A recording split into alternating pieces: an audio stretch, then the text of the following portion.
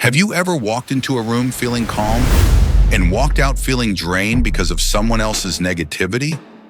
Do you find yourself absorbing people's moods, frustrations, or emotional chaos, even when it has nothing to do with you? The truth is, you're not exhausted because people are negative. You're exhausted because you take in their negativity. Like Marcus Aurelius said, your mind becomes dyed with the color of your thoughts. And if you don't guard your mind, the world will color it for you. So here's the Stoic approach to stop being a human sponge. Fast, simple, effective. First, guard the gates of your mind. Think of your mind as a fortress. Everyone wants to bring something inside. Opinions, drama, problems. But you control the gate. If something doesn't deserve space inside your head, don't let it in. Next, know what's yours and what isn't.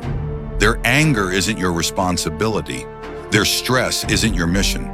Their bad day is not your burden. A sponge absorbs. A Stoic observes. Then build what Marcus Aurelius called the inner citadel. That quiet place inside you where nothing gets in without permission. Not guilt, not criticism, not emotional chaos. Your inner space is sacred. Treat it that way, and always use the Stoic superpower. The pause. Before reacting, ask yourself, is this mine to carry? Most of the time, the answer is no. Remember, you can care without absorbing. You can support without drowning. You can love without losing yourself. People act based on their internal weather. Their storm is not your climate. Don't take things personally. It's almost never about you. If someone is consistently draining, limit exposure.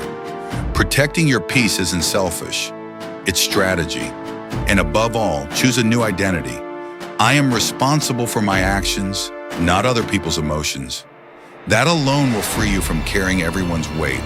So if you don't want to be a human sponge anymore, guard your mind. Hold your inner ground. Let people keep their own burdens. And protect your energy like it's the most valuable thing you own. Because it is. If this helped you, hit like, subscribe, and stick around for more Stoic wisdom. And remember, you weren't born to absorb the world. You were born to shape your own.